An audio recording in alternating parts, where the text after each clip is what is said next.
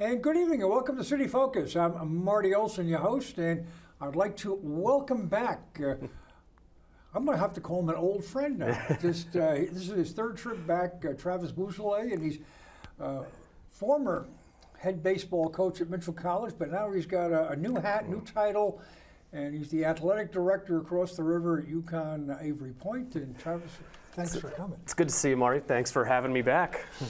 Well, it's when you got this new job, I was excited in general, but for you, and I suspect that you'll energize whatever's going on over at Avery Point. And they've had a good a history, especially with the baseball program with Roger Bidwell, who you played for. Right. Yeah, and it's exciting, and I don't know. I wasn't really interested in going back into administration or going to administration, but that campus and Avery Point and the Avery Point baseball program specifically means a lot to me. Coach Bidwell gave me a ton and really got me to where I wanted to go. So I'm sitting in the same chair in the same office that he sat in. So it's really an honor for me, but it's also a lot of responsibility to try to keep it going and keep it running as well as he did. Yeah. Well, I think it's an interesting challenge. But before we get into that, I'd like to just kind of give a little bit of a review of your, I would say, exceptional run at Mitchell. I mean, I hate to even say you took over a program. You basically, I think, just built the program. You almost started at ground zero. And very much so. And when you look at the facilities that are down at on Montauk Avenue and the quality of the teams you've had over the last 7, 8, 9 years, it's really remarkable. Yeah, it was. I mean, we did. We took over a team. I had the former coach when he came in for 1 year. And he left, and all his recruits, all his players that he had left. I inherited 6 players, so when I talk about it, I say we don't build it from the ground floor. We built it from the basement. We really built the foundation all the way up, and if you build it, they will come. And we were in the trenches, and my first year we were 10 and 18, and we were bad. There were we started 9 freshmen, but the one thing I say is that team in 2012, that was 10-18, we had 4 starters, our first baseman, third baseman, center fielder, and left fielder, started every game of their college career. And they were seniors on the 2015 team that was 33-7. And then, where I'm exceptionally proud about what we built and what I built there. And we had, in the last decade, we have the number 1 winning percentage in New England. We're 5th in the entire country. We have more championships won than anybody in New England over the last 10 years. So when you say that, you mean with any college, not just D3? Well, the Division III. I haven't done the statistics for all the schools, but I would say we're probably up there. I know we're number 1 in New England for Division III opponents, and in New England by a large portion. Yeah, there's some quality teams. I mean, Eastern Connecticut's got a national championship team. Right. Eastern won the national championship last year. I mean, you think about some of the programs that are just easily recruitable for some of these coaches that they have there. UMass Boston has a replica of Fenway Park. The cost of tuitions comparatively from a public school to what Mitchell is, $55,000 compared to some of the state tuitions that are offered. The NESCAC schools, the high academic schools like Wesleyan and Tufts and Amherst and Williams that get some really can choose whomever they want. And then you have Mitchell College, 450 students, tucked in kind of the nook of New London. You've been in a bouncing around a little bit with the conferences you were in too, and I don't know if the conference that you most recently were in was the stiffest competition, but Mitchell is moving into a new league. Yeah, so the NECC rode a weird wave, and for baseball, there's only 4 teams, but those 4 teams were pretty good. So it's an awkward conversation because there's only 4, but 3 of the 4 were pretty good teams. They're moving into the GNAC now, it'll be stiffer competition. It's very similar as far as competitive wise. It's just more.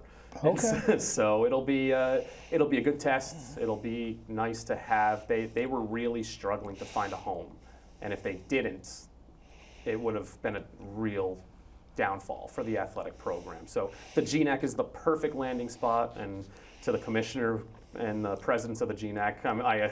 I'm not there anymore, but I can speak for Mitchell College and say thank you for allowing them in to compete. Well, the basketball program up at St. Joe's is Cadillac. Yeah, it's going to be a tough. It's for baseball. We would have walked in and competed to win the championship. It's and I think Coach Peretz, who's been on your program a bunch, will compete. But yes, St. Joe's of Hartford is very good. Top 10 team in the program. Albertus Magnus year in and year out is really good. So all of the programs at Mitchell are going to have to really step up their game in order to compete in the GNAC. It's going to be a little more difficult.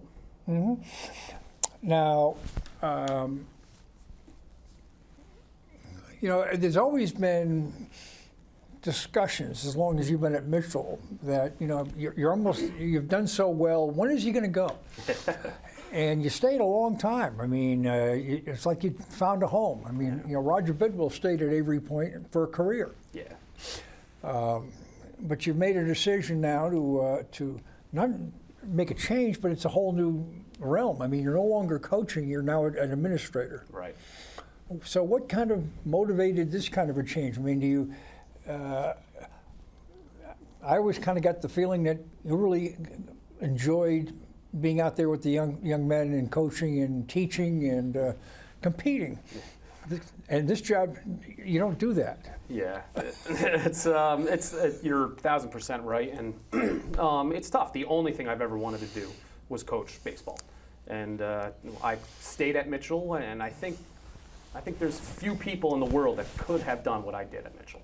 Part of it's being local and having the connections that I had locally. Part of it's dealing with the lack of financials that we were really offered. When I started at Mitchell, I made $10,000. I was a part-time coach, and I stayed because I wanted to build something that we built. It is tough, but it wasn't getting any easier, and that's one of the aspects. For as good as we were, there's still the struggles that Mitchell couldn't keep up with some of the other schools that were. Some of the schools that were in leagues that you competed in, especially when you started, I mean, it had folded. I mean, the schools have, Newbury College closed, Southern Vermont closed. Daniel Webster, yeah, there's Becker, we can go on. Yeah, there's a bunch of them. Yeah. Just folded their tents, not just the baseball program, but the school. Right. Bang. Yeah, and again, I think I had other job offers. I've passed up really high-end Division III programs. I passed up Division II opportunities that I was offered the coaching job because I believed in what we were doing at Mitchell and what I was building at Mitchell. And switching into administration, I don't know if I would have done it if it were anywhere else other than Avery Point. And I went to Avery Point. I'm in the Hall of Fame. I was an All-American there.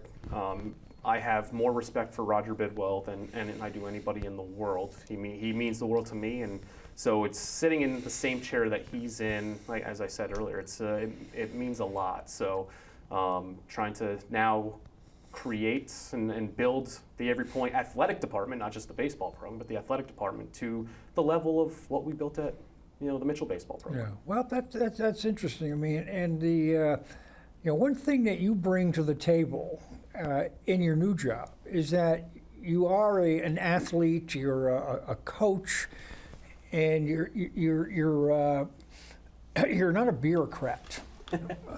So I mean, Roger. I mean, he was a coach, and he became the AD later in his career.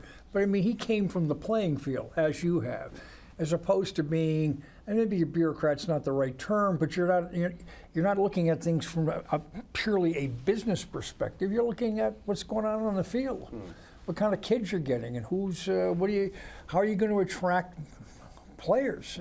What's going to is there a way to build the current programs, and is there room for growth into something else? Because you've got assets nearby that perhaps you could expand the athletic opportunities at Avery Point. Yeah. You got a golf course. You got you got the swimming pool on campus. That's I mean, whether it's a swim team or a water polo team. I mean, there's the sailing crew. I mean, there's other things that perhaps could be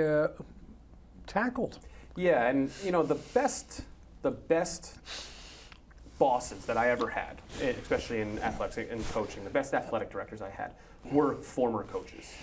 The athletic directors that I've had that didn't coach just don't get it. They don't understand the day in and day out grind, especially for what your coaches have to deal with. So I think I come into it with an understanding of what it takes and what they have to sacrifice in order to build something special, but also what they need from the administration.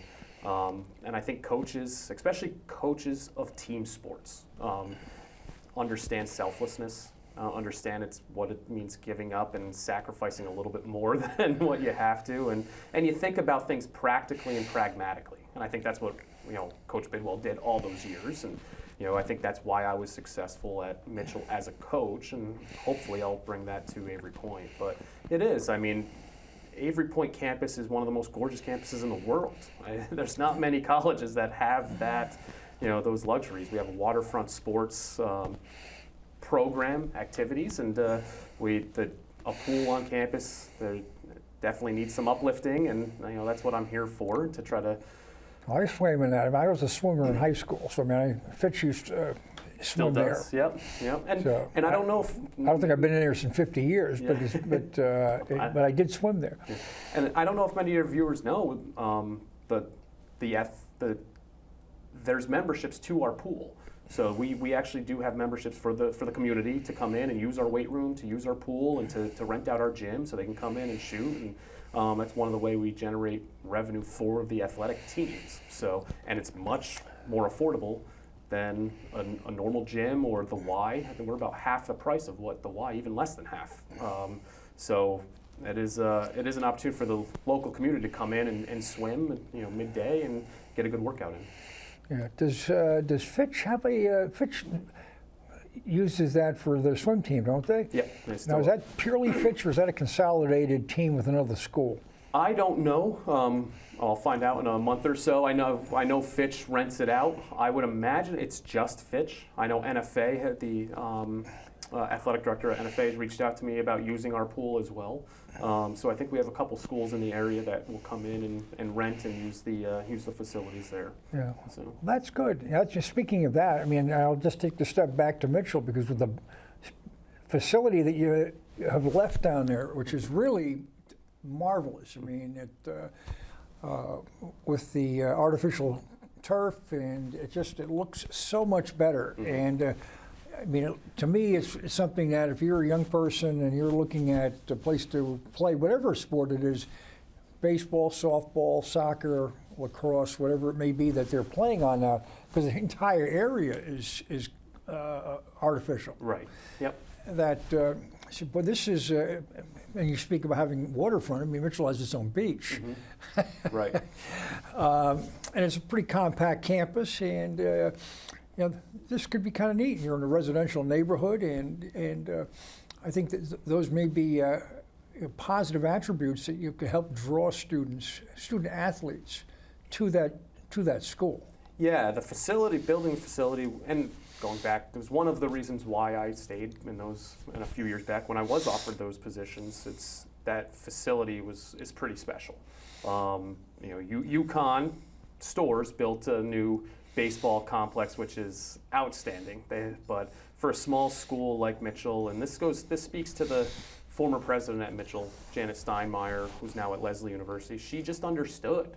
She understood the value of athletics at an institution such as Mitchell, and our former athletic director, Dana Fulmer-Garfield, really pushed it and said this is what is needed. There needs to be some sort of draw and some sort of attention for students to come, athletes to come to Mitchell. Because when we go into a recruiting battle, where we've got maybe 5, 6, any of the players that we want for any of the sports, they have 4, 5, 6, 7 different schools, and we have to have some sort of leg up on some of the schools. And that facility is a huge draw and huge attraction for them. And they've also done some upgrades with the gymnasium facility as well. Yeah, they redid the floor. Mitchell went through a rebranding phase. So we had a while back, it was just a Block M. It was just a Block M, and so they did a rebranding, So they had to put new stuff on the floor. They did new padding. So they did. And again, that goes to, it really speaks to Janet and Dana for their leadership and what athletics meant to that school. So, and nearly 50% of the student body are athletes. So when Dana and Janet were talking to the Board of Trustees and going through it, it was an easy sell to say, we need to do this. And, I would say that I would push them now, the administration and Mitchell, to further it and continue to, and don't just sit on it, but, that's... From what I'm gleaning, at least the baseball facility is, they're renting it out, I guess. I mean, it's getting other use besides just the baseball squad from the school. Right, and that was the big push when they went through, and I was privy to those conversations. They weren't going to do turf, and Janet wasn't going to do turf, and I really pushed her to make the jump and do the field, the turf field. For the ROI, for the return on investment, you can continue to rent it out with no facility cost, with no maintenance cost, or very little maintenance cost. But then for the coaching, for recruiting, you can now bring your students to the campus and have them playing on the campus as opposed to paying me to go out and watch them. So it really is a no-brainer, and I think more schools will do this and should do it. So it's but it was a huge selling point. Yeah. Now, in your new job, you have three varsity teams, correct? Correct. Yep. You've got baseball and men's and women's basketball. Yep. Yeah. The storied baseball program has been perennially top 25 team. Had a good season last year, if I'm not mistaken. They did well. Yeah, they fell a little short of going to the World Series, but they did. They have really good pitching staff. Their number one, Alex Mock, is going up to Storrs, and he's going to compete for Coach Penders up at UCONN. And they had a couple other players that are going to. One's going to Iona Division I. There's a couple that's going to stick around the D3 area. A couple going to Eastern Connecticut. But they did. They had a really good pitching staff that kind of led them. Yeah. Now, Avery Point is a 2-year school, but it's not a junior college, but it plays a junior college athletic schedule. Is that correct? Correct. So athletically, it's a JUCO. So athletically, we're in the NJCAA. Academically, we have the Avery Point campus has a couple different options. We're very good in the marine science. We have a building right on campus, right on the water. And if you haven't been to Avery Point, I would push all your viewers to go. It is gorgeous. It's a beautiful campus. The Branford House, the Branford Manor is on campus, one of the most beautiful buildings that I've been in. Doesn't Project O work out of there too? And then Project O has a building on our campus, right next to the marine science, so we work pretty well hand in hand with them as well. But yeah, Avery Point has four-year degrees, so it is possible for students to get a 4-year degree at Avery Point. For the athletes, they will typically play, you only can play 2 years of your sport, whether it's basketball, men's and women's basketball, or baseball, you play 2 years. And then ideally, we're sending you up to Storrs and either continuing your education and hopefully athletic endeavors up there. But there are a lot of students that go on and play elsewhere, like me. I played 2 years at Avery Point, and then I finished up at North Carolina Wesleyan. So it gives the students a lot more options when they, after their 2 years there. They can grow, they can get stronger, faster, become better ball players in their field. They'll do it much more affordably than going to a 4-year school where they have to live on campus and spend that type of money. It's a much more affordable route, and it gives them more options for when they leave 2 years later. And so, do you want to go and play at a higher level and really give them chances to go on? And for baseball, we've had a couple major leaguers: Pete Walker, Rajay Davis, John McDonald, Ryan Fuller, who is the current Baltimore Orioles hitting coach, is an Avery Point alumni, and obviously Pete Walker is still the pitching coach for the Blue Jays. Up in Toronto, yep. Yep, he's stellar. I think he'll be a big league manager soon coming up. So, and Roberto Mercado is a Baltimore Orioles minor league coach. So Avery Point has a storied tradition in athletics. And again, I'm just happy to be a part of it and kind of steering the ship at this point. I mean, I marvel at, well, Roger in particular, because I mean, his success speaks for itself. But the basketball programs have ebbed and flowed a little bit.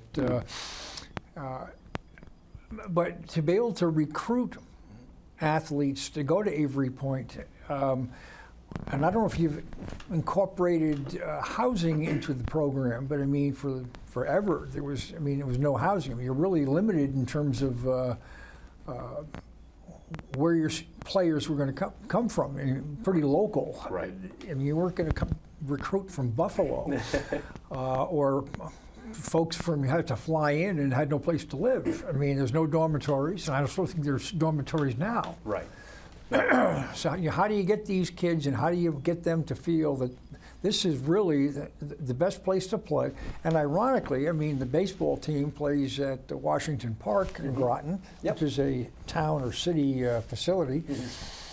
And I know that Roger negotiated I guess, kind of a mutual aid type thing there in terms of taking care of it and things of that nature, and because it's a fine facility. Right. Yeah, the Washington Park is great. It's actually now Roger Bidwell Field. Oh, really? Roger Bidwell Field at Washington Park, so that's well overdue. And the pros and cons for a college coach, again, trying to build a program at Avery Point, is you don't have to expand nationwide. Although I will say I did have teammates from Texas, I had teammates from Florida, I had teammates from Massachusetts. So Coach Bidwell did pull from different areas, but for the most part, you have to know the Connecticut players, and they're getting the state tuition. So, but yeah, all of our students either live at home or they live in apartments. For the baseball players, basketball players that get recruited from outside the area, they get apartments in the area. So it is a little challenge, but it's also it's a very big cost save. So where room and board at a lot of schools are $15,000, $18,000, $20,000, you won't spend that coming to Avery Point, and you'll typically have a little bit better housing than you would in the typical freshman dorm. Is there food service on campus? We do have food service, and Dr. Seifert, our campus director, would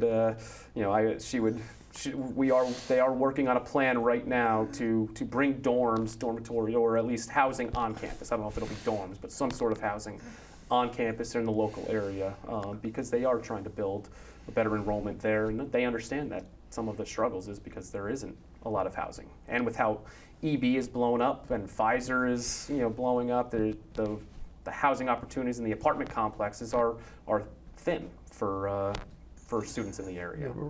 Rents have gone up precipitously too in the region. Yeah, very much so.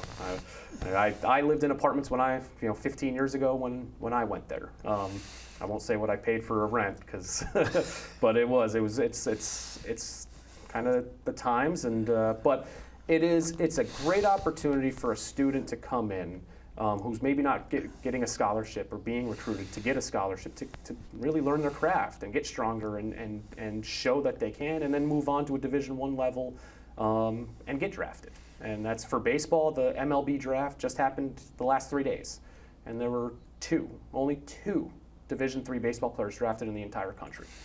So if you have the choice of going to a Division III school like Eastern Connecticut, who's one of the best, Mitchell College, who I feel that I've built to be one of the best, if your choice to go to a Division III or go to Avery Point, well, you can really go to Avery Point for 2 years, develop, and then jump to a Division I program and give yourself a leg up in order to potentially get drafted and go play professional baseball. Now, as one who's now coached at the collegiate level for a decade, at what point do the young players kind of come to the realization that their skill level is for Avery Point or D3, and I mean they're not going to LSU or Wake Forest or some other school that D1 that's going to be at the College World Series, and that they've kind of have to lower their expectations. They love to play baseball and they can have fun and extend their baseball life as long as they can, but not necessarily expecting to be playing All-Star Weekend in Seattle. Some of them never realize it. They don't. And honestly, I didn't dawn on me till I played in the Cape Cod League. I was an All-American at every point and went to the Cape League, and that's when it dawned on me and saying these guys are good. That's the premier college level summer league. It is. It's pretty special. But I had players at Mitchell that juniors, seniors that still thought that they were going elsewhere. Like everybody, it kind of happens at some people understand as juniors in high school. Some players just never quite understand their true sense. And I think a good coach, a good coaching staff has the ability to get them to understand what their strengths and weaknesses are, while at the same time motivating them to keep going after. And that's the best thing about baseball. There's not many Division II, there's not many to any Division III basketball players or football players that ever get drafted. The numbers have dwindled. When I went through the draft, there were probably 25 to 35 Division III players that would get drafted each year. Now they went from 40 rounds down to 20, so last year there was 1, this year there was 2. But there's still a chance, and there's still the opportunity. There are Division III baseball players playing at a major league level. So it is. But there's places for players after they finish playing. I mean, Todd Donovan, he's a scout for the Phillies, if I'm not mistaken. Yep. I mean, a local guy who was, I never saw him play, but I know his dad. Mm-hmm. And he, from what I understand, was a terrific ball player. Yeah. But, I mean, he had some injuries, and each year you don't make the show. There's a whole crew, another group of young people coming in looking for your job. Right.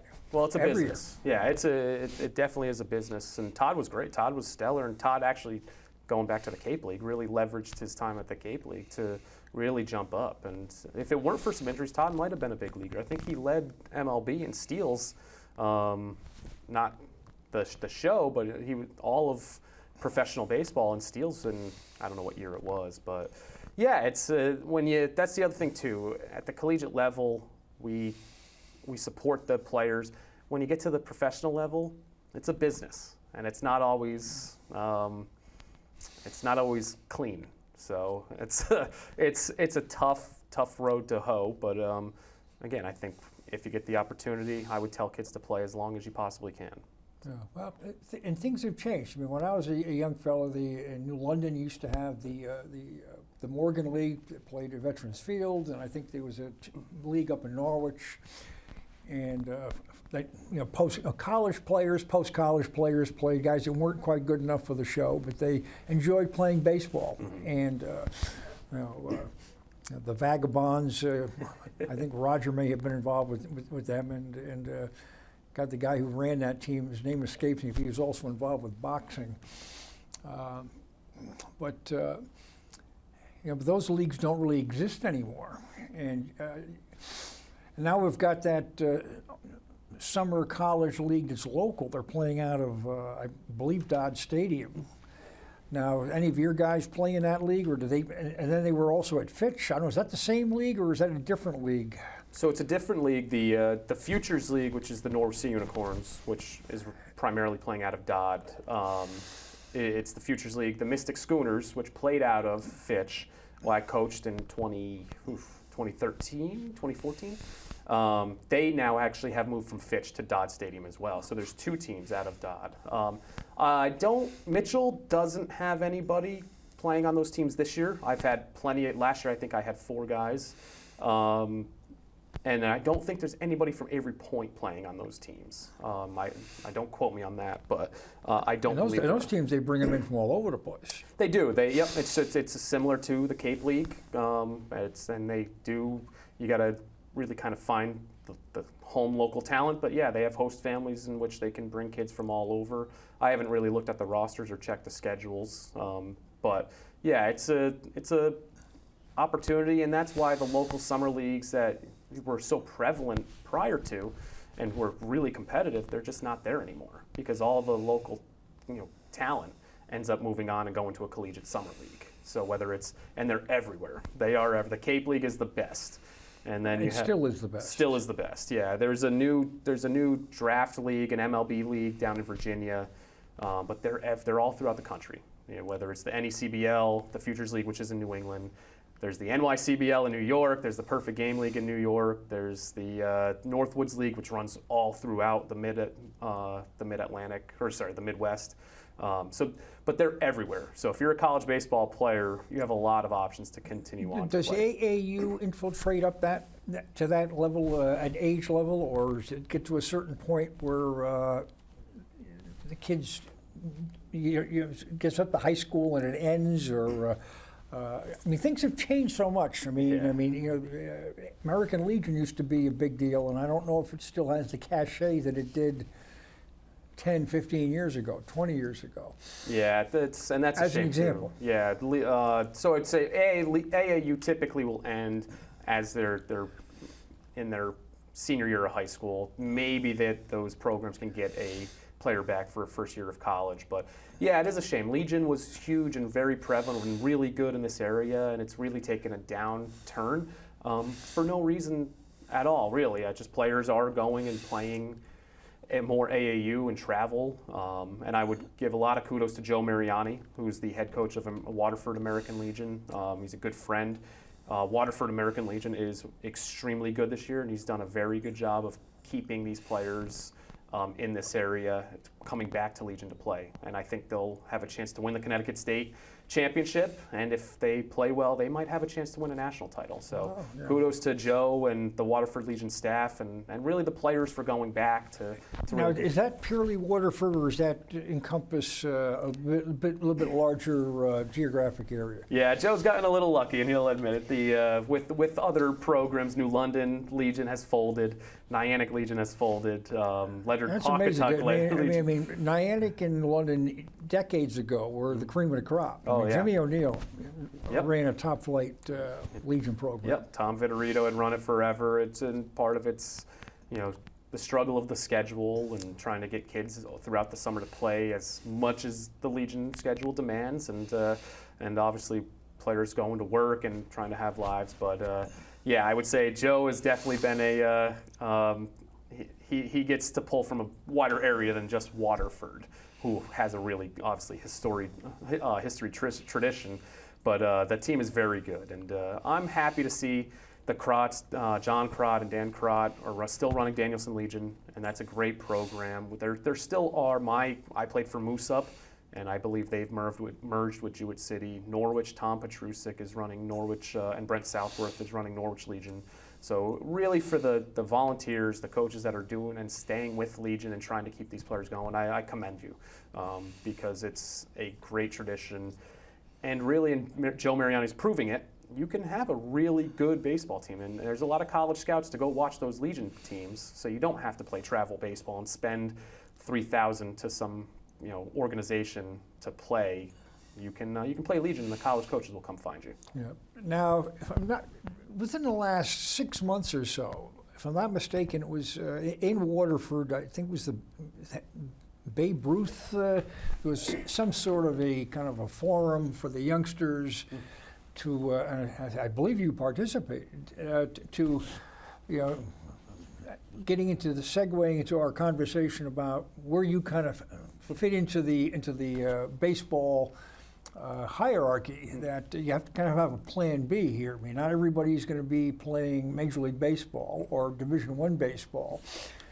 And where do you find your place as you move down? I mean, and to look at things objectively, and it can be, as you noted earlier, it can be difficult because I think folks' egos are.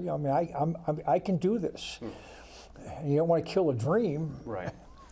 Yeah, I think, and Lucas Beanie is the president of Waterford Babe Ruth. He's a young guy, and he does an amazing volunteers. He does an amazing job, and we ran a recruiting panel to really help not only the players, the younger players, but the parents as well, navigating the recruiting aspect. And really, it's the same thing as I just mentioned, trying to get people to understand that you do not have to spend $5,000, $10,000 to go play for a team in order to get recruited. College, if you're good enough, college coaches will come find you. And but it's a lot of the times too, the coaches will make those decisions for you. It's up to the player to really understand and hear the feedback of where you should be. And if you're a senior baseball player and you're not getting scholarship offers, I don't know if you're a scholarship ball player. But again, that's where I think Avery Point fits in. If you truly believe you are, and you might not be getting the opportunities, why not go to a junior college? Why not go to, and again, Avery Point's not a typical junior college. Junior colleges typically kind of have the cliche of weaker academics, and Avery Point doesn't. You're getting a world-class academic experience in your 2 years here, but come and develop for 2 years. And there are services in place for the athletes academically. I mean, the reason you're there is to go to school, I would think, first and foremost. That's to prepare yourself for life. Right. Yeah. The academic center, and I think part of Avery Point is really majority of our students are 18 to 20. They're students, freshmen and sophomores, and again, I think the idea is to get them ready to go to stores, and you're getting the. Are they guaranteed entry into stores, or do they have to hit certain academic levels to get that guarantee, so to speak? Maybe I'm using bad, not articulating well, but I hope I'm getting my drift. Yeah, I don't want to speak out of turn. It's only been so I would imagine that majority of them, as long as they are successful at Every Point, get acceptance up to stores to be able to go there and finish. And again, I spoke earlier, you can do your 4 years at Every Point as well in a few majors. I don't want to speak out of turn though, because I don't want to say something. It has only been a few weeks for me on the job. I understand. I'll make sure. We'll have you back. I'll circle back to it. But again, a majority of our students that when I went there that I know do gain entry up to stores, or they continue on to play their baseball or basketball careers somewhere else. We have a local girl who's going to go down to Chowan in North Carolina to continue to play basketball down there, Division II. So there's a lot of different opportunities and avenues for all of the students at Every Point, but really for the athletes as well.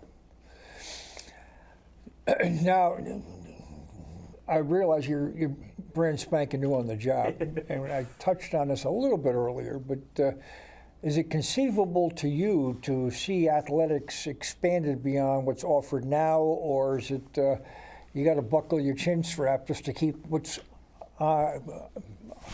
going now going? Yeah, it's a little bit of both. Obviously, in the short term, I got to figure out where the paper clips are. But yeah, no, I do have ideas, and it's been floated, ideas of expansion, and you mentioned it earlier, Shenecost's right there, and maybe a golf team. We have a waterfront sports, or waterfront activities. Prescott Littlefield runs a phenomenal activities program where he has kayaks and sailboats, and really teaches not only the students, but the community on waterfront activities. So we've talked about bringing a sailing team or a couple different waterfront sports to the campus as well, and I think there's a few other ideas, cross country and tennis, and the ideas that make sense for the area. I don't want to bring in a sport that I don't think makes sense, and we tried that at Mitchell in some aspects. We brought in sports to try to build revenue and enrollment, and the sports didn't work. And so I want to make sure that the sports that we do bring in target the right demographic that can bring students and will be successful on our campus. Yeah, as well as there's got to be at that level enough schools that are participating in those sports as well. Right, and that's they're. At least at the varsity level, beyond, let's say, club level. Right. Yeah, and that's exactly what it is. It goes to really trying to find the right fit for our campus and the students that we attract. So, but it is on my mind, and I know it's on the mind of Janine Vandy, who's our associate director, and Dr. Seifert, who's our campus director. Yeah. Well, I was always marveled at Roger's ability. With his success, also comes additional expenses to pay for the travel when you're going to tournaments or going down south, and that may not be in your budget. Right. And you've got to, how are we going to get there, and where are we going to stay, and how are we going to eat, and how are we going to get back? That if you're going to be traveling for the junior college national championships, or going down to Florida for the spring ball. And so, I mean, that's part of your job now. I guess it was before, but ultimately, I think you're the guy who's got to make it work.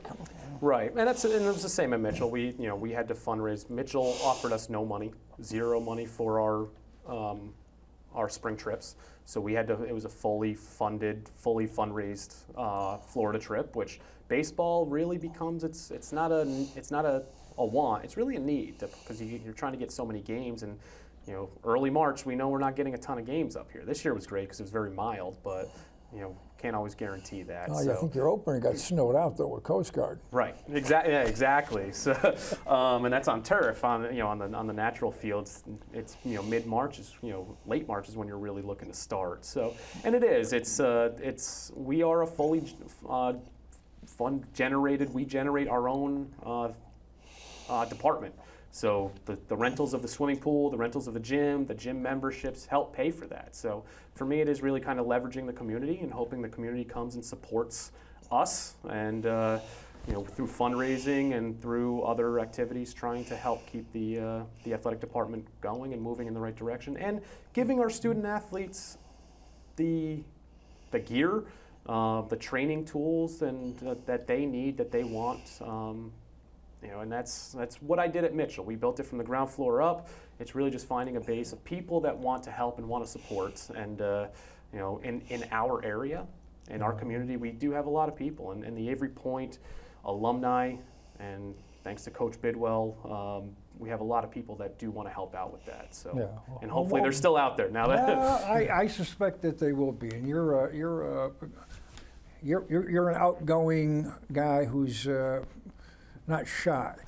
So I'm anticipating that you will achieve success, and you'll I see that your basketball programs as well, where both the men and the women will start achieving more consistent success. Now, is Avery Point in a league or conference, or do the baseball and the basketball programs compete in the same conference, or are they?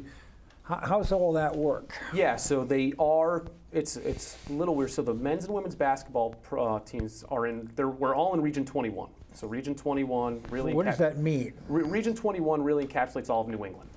That's so large. It is, and it runs. Most of the teams for basketball are centered in Massachusetts. There are a few outside, but Region 21 really is the New England region. Men's and women's basketball compete at the Division III level of the NJCAA. Baseball still competes in Region 21, but they're in the Division II level. So it's a little bit higher, and there's not, actually we are the only team in Region 21. So for us, for baseball to go get games, we have to go down south to New Jersey and Pennsylvania, off New York, oftentimes to get some really competitive games. So the Region 21 Division III programs, Massachusetts, Rhode Island, are still there, and we play them, but they're not really Division II level teams. And does that create a problem getting schools coming here to play at Groton? I don't know. I'll let you know in a few months when I finish the schedule. Is that your responsibility, or is that the coaches, or do you work together with the coaches developing a schedule? I think for me at Mitchell, it was me doing it. Really, all our coaches are part-time. So for the coaches that are young and really want to, make this a career, I'm going to give them the autonomy to do it as much as possible with me overseeing it.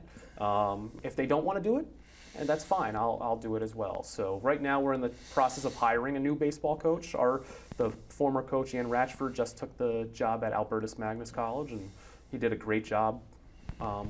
He was there for 5 years and really saw it through COVID. He did a stellar job as a coach at AP, so I'm in the process of hiring one now.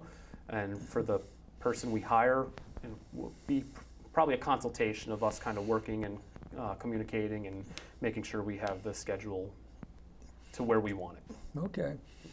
That's one thing I would love to see as somebody who's I'm a fan. I mean, as a sports fan, and enjoy as noted, I think before we came on the air, I mean, I enjoy watching the youngsters playing, whether it be at Avery Point or Mitchell, Con, Coast Guard, locally. I mean, we've got these colleges, and it would be, I think, delightful to see the communities get behind them and not just the schools. I mean, I sometimes think they operate in a little bit of a vacuum, and they're missing out on some good quality play and entertainment, and I think the youngsters would enjoy the support. Yeah, and I think it's a lot to the athletic department and the athletic director and the coaching staffs. I mean, we saw Todd Peretz and Courtney Burns at Mitchell when they hosted their conference tournament. The gym was packed and mobbed, and really New London came out.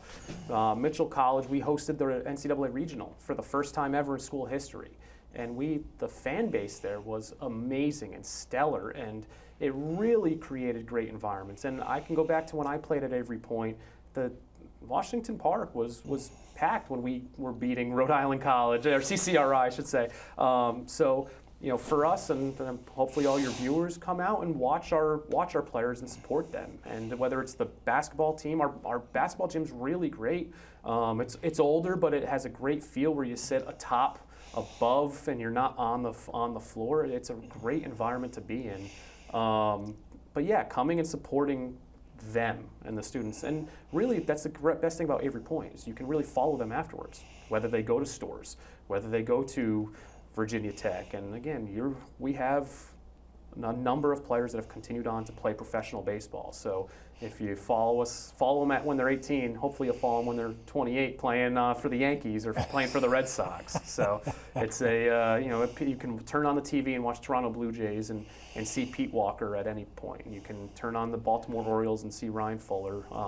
And Rajay Davis, who's I didn't even mention him. Sorry, Rajay. I mean, a local, really hero for baseball, and then came to Avery Point, got drafted at Avery Point, and had a stellar career. He was about a 20th round pick, or maybe even, and I think drafted for his speed. But he took it and ran with it. Right, and then got a huge home run, in the World Series, and I mean, again, it's great. So you follow them when they're 18 in our AP jerseys, and continue to follow them. You don't know where they're going to go. So I would encourage the community to come down and watch a lot of games and follow us as well. Yeah, I mean, now that I think that COVID has kind of moved in the rearview mirror. There's 2 or 3 years there where things were a little bit askew, and kind of get back into some semblance of normalcy. That because I always enjoy to come over, especially if there's local kids, New London kids in particular. I mean, I drive a bias. Yes, I do, folks.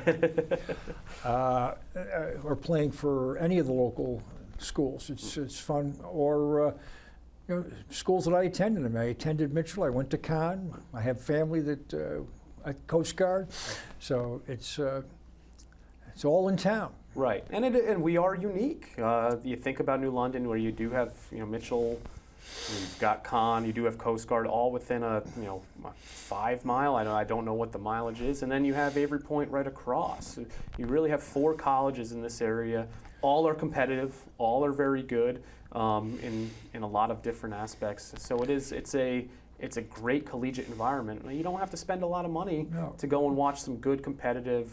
The quality of play is really, I think folks would be surprised if they come out and to watch them. I mean, a handful of years ago, the conference that Con plays in is pretty stiff, and I mean, Amherst won the national championship one year. I saw Amherst that year play at Con. I mean, holy smokes! I mean, these guys are good. And, there's a school in the conference of Coast Guards in that won the national championship in basketball. Con doesn't have a baseball squad, but. Right.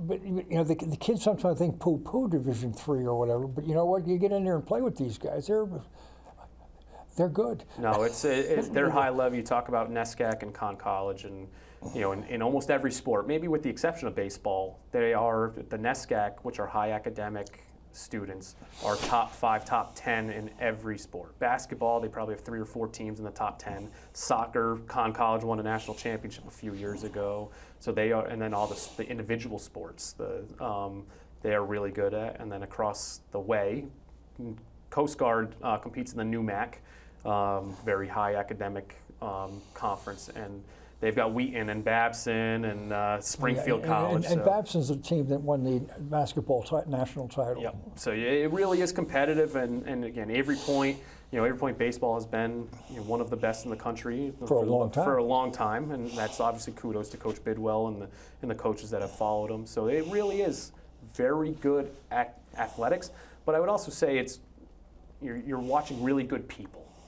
For the most part, knowing a lot of the coaches at Mitchell and Conn and Coast Guard and what we bring at Avery Point, they're bringing in really good local kids. You're recruiting a lot of good people. So you're going to watch a really good baseball game, but you're watching 50 good, for the most part, good kids. Yep. So it is not only a good experience, good environment, but you're hopefully watching a lot of good local talent. And that's what I loved about Mitchell, and especially Avery Point. There are more local kids. Conn brings in kids from all over the country. Coast Guard can bring kids from all over the country.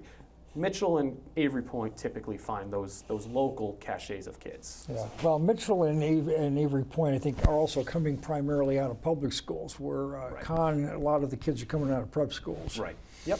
Absolutely. And Coast Guard's kids are coming from all over the country. I mean, they have to. It's just the nature of the beast. They're recruiting everywhere. Right. For students, period. Yep. And so it's really kind of exciting. Well, I'm really excited for you, and I'm looking forward to following what's going on over at Avery Point, and to enjoying watching your squads play, and perhaps having an opportunity to get some of your coaches to sit where you are here and spend an hour chatting about their teams. Yeah, I'd love it, and I know, so I mentioned before we got on, the Coach Ratchford, who just left, was an AP alumni. Phil Quantato is our men's basketball coach. He's done a stellar job recruiting local kids. He's done a really good job. He's going to have a full roster of 15 players this year.